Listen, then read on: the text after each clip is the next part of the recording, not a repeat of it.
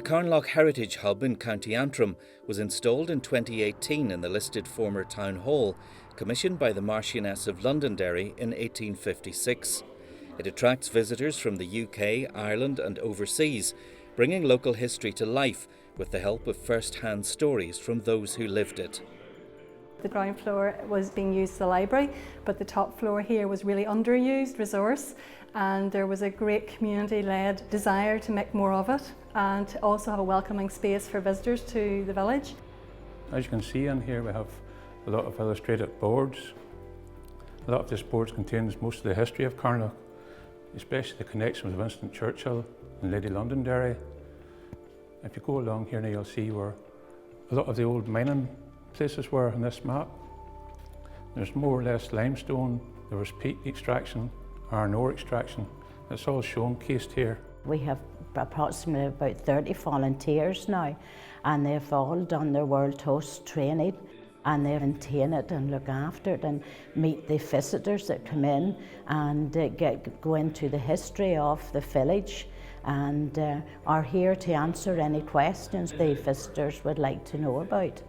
I grew up here. This building, most of the other old buildings in the village were derelict. Carnlough did have an industrial past. That's not Carnlough's future. Carnlough's future is about both the beauty that it brings and the tourists that are now seeking to spend time and explore the area. Well, I left school when I was 14. I left on a Friday. And on the Monday morning, I was working in a quarry. It was hard work. It was dangerous work. You looked up, you had 150 foot of rock above you. It's evidenced in feedback that we have from visitors that meeting local people and hearing stories firsthand makes that real difference for people wanting to have connections with places that they visit. And then in this room in here, we have a wee video presentation with a lot of the local people telling you about the history. By the 1850s, it was boomtown, and it was the start of a big industrial development.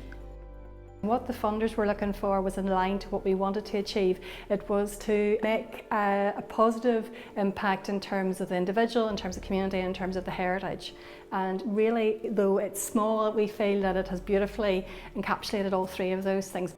We had 40 odd kids in here last week and the week before that, so it's used quite a lot.